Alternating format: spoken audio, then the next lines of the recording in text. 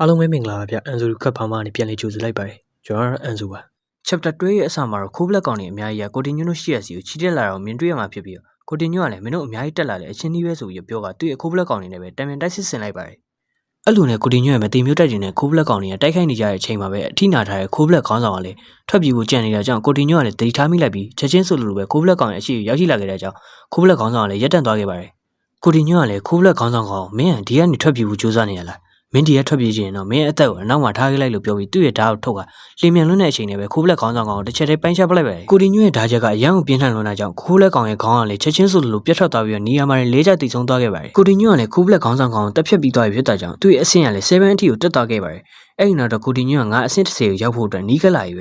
နောက်နိုင်ငံရဲ့အဓိကမြို့တော်စီကိုတွားဖို့အတွက်ခြေတလက်နီးစက်နေဆိုပြီးပြောလိုက်ပါတယ်အဲ့ဒီနောက်တော့ကိုတင်ညွန့်ကကိုပြောက်အစွမ်းနဲ့ဝိညာဉ်မိတော့စွမ်းအောင်အစင်းမြင့်တင်လိုက်ပြီးအဲ့လိုအစင်းမြင့်တင်လိုက်တာကြောင့်မြင့်တင်လိုက်တဲ့စွမ်းအားတွေရဲ့အကျိုးသက်ရောက်မှုကလည်းနှစ်ဆတိုးလာခဲ့ပါတယ်ကိုတင်ညွန့်ကသူ့ရဲ့အဆင့်တွေကိုမြင့်တင်လိုက်ပြီးတိတ်မကြခင်ကိုတင်ညွန့်သတိထားမိလိုက်တဲ့အချိန်မှာပဲတတ်ထားတဲ့ခိုးဘလက်ကောင်စီကနေရှားပါးစစ်တာတစ်ခုထွက်လာခဲ့ပါတယ်အဲ့လိုနဲ့ကိုတင်ညွန့်ကလည်းချက်ချင်းစုပ်သလိုပဲတစ်တာရှိရာအနာကိုသွားလိုက်ပြီးတော့အဲ့ဒီတစ်တာကိုဖွင့်လိုက်ကစွမ်းအားအချို့နဲ့ပစ္စည်းတချို့ထွက်လာခဲ့ပါတယ်တစ်တာရဲထွက်လာတဲ့ skin နဲ့ item တွေကတော့ခိုးဘလက်တည်မငိမ့်နိုင်တဲ့မိတော့မျက်နှာဖုံးတစ်ခုအရေးလဲနဲ့ရွှေပြား20လိုပဲဖြစ်ပါတယ်အဲ့လိုနဲ့ပစ္စည်းတွေကိုရယူပြီးနောက်မှာတော့ကိုတင်ညွန့်ကလည်းငါမမိတဲ့လောက်ဆိုရင်တိတ်မကြခင်အချိန်မှာကဘာတော်မှာရှိတဲ့အဓိကဘဏ်တွေကလက်တစ်ကဘာနဲ့ဂိမ်းကဘာကြားမှာငွေကြီးလဲကိုလမ်းကြောင်းအသစ်တွေရှိလာတော့မှာပဲအခုလက်ရှိငါရထားတဲ့ရွှေပြား20ကိုလက်တစ်ကဘာငွေကြီးနဲ့လဲလဲမယ်ဆိုရင်ရန်2သိန်းလောက်တော့ရလောက်တယ်စိုးတော့မစိုးပါဘူးဆိုပြီးပြောနေကြရပါအဲ့လိုပြောပြီးတခြားပစ္စည်းတွေကိုလည်းကိုတင်ညွန့်ကစီးကြည့်နေခင်အရေးလဲအိတ်ကိုတွေ့တော့ကိုတင်ညွန့်ကလည်းစာရမ်းကြိုက်သွားတဲ့အကြောင်းသူ့လက်မှာပဲတစ်ခါတည်းစောက်ထကြဝဲလိုက်ပါတယ်အဲ့ဒီနောက်ကိုတင်ညွန့်ကငါ့ရဲ့ကန်ကလည်းတိတ်တော့မစိုးပါဘူးရှားပါရတနာတစ်တာရဲနဲ့ရှားပါအစင်လက်နက်တစ်ခုရခဲ့တယ်ဒီလက်အိတ်ကခိုးဘလက်ခေါင်းဆောင်နေတော့အသားလေးရှင်ချနိုင်စွမ်းရှိတယ်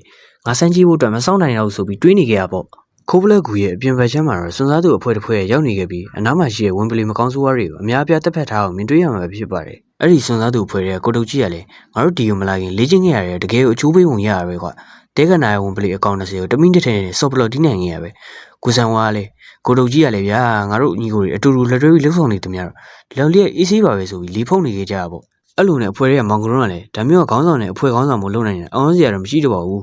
သူတို့ကတစီဝင်ပလီအများကြီးကိုတစ်ချိန်နဲ့တုံ့ပြန်ရှင်းလဲနိုင်ခဲ့တယ်ဒီဘဲတွေအစွမ်းဆောင်ရွက်ကျန်းတာပဲဆိုပြီးအာသီးရောက်နေရပေါ့အေးဟုတ်တယ်ဆောင်ရွက်ကျန်းနေကွာဒီလိုကျန်းတဲ့လူတွေပါနေမှာတော့အဲ့ဒီတန်တာကလပ်ဂိုင်းအကောင်တွေကိုတွေ့တယောက်မကြအောင်ရှင်းပြရမယ်အေးဟုတ်တယ်ရှင်းပြရမယ်ဆိုပြီးပြောနေကြကြတာပေါ့အဲ့လိုနဲ့ဆန်ဝါကလည်းခုနပေါ်လာတဲ့လင်ဆိုတဲ့ကောင်သားမရှိရင်ငါတို့ကကမ္ဘာ boss ကိုပထမဆုံးတက်သူတွေဖြစ်ခဲ့မှာအဲ့လိုဆိုရင်တခြားကိုင်းအကောင်တွေလည်းငါတို့စိန်ခေါ်ရမှာမဟုတ်ဘူးကွာဒီရဲ့ငနွားသက်တိုက်ကဘာလို့ဒေါသထွက်နေရလဲဆိုတော့ကိုတင်ညွန့်ကကမ္ဘာ boss ကိုအရင်တက်သွားတဲ့ကြောင့်အခင်းမကြေဖြစ်ပြီးဒေါသထွက်နေကြပဲဖြစ်ပါတယ်ဆန်ဝါကောင်လည်းကိုတင်ညွန့်ကိုချိန်ပေါင်းနေပြီးဒီကောင်ဘယ်လိုလုပ်ပြီးကန်ကောင်းနေရလဲငါမသိဘူးငါသာဒီကောင်နဲ့နောက်တစ်ခါတွေ့ရင်တင်ကန်းစာကောင်းကောင်းပေးရမယ်ဆိုပြီးပြောနေကြရပေါ့အဲ့လိုပြောနေရအောင်လေကိုတုတ်ကြီးကတားလိုက်ပြီးဟဲ့အောင်မင်းကငါဘယ်နှချိန်ပြောရမှာလဲအလင်းစလိုမလုပ်ဖို့အတွက်ကိုလင်ဟန်ဆိုတဲ့ကောင်ကတော်တော်လေးကိုကြမ်းနေကွာသူနဲ့ရန်သူလုံးမယ်ဆန်ငါတို့အတွက်အလုပ်လုပ်ဖို့အတွက်သူ့ကိုခိုင်းနေတယ်ဆိုပြီးပြောလိုက်ပါတယ်အဲ့လိုနဲ့ကိုတုတ်ကြီးကဒီနားမှာခိုးဘလက်ကောင်တွေနေတဲ့ကူတစ်ခုရှိရယ်ငါရင်ဆုံးနေရအတီးပြုတ်လိုက်အောင်မယ်မင်းတို့အားလုံးဒီမှာနေပြီးတော့ခွန်အားတွေဖြည့်ကြဆိုပြီးအမိန်ပေးလိုက်တဲ့ကြောင့်စောက်တော်သားလေးတွေကလည်းဟုတ်ကဲ့ဆိုပြီးနေခဲ့ကြတာပေါ့ကိုတုတ်ကြီးထွက်သွားပြီးခဏအကြာမှာပဲဆံဝါကောင်ရဲ့စိတ်ထဲမှာတော့ငါ့ကိုကဒီခွေးကောင်နဲ့ပတ်သက်ပြီးတော့ငါ့ကို3ချိန်အောင်စူခဲ့ရပဲ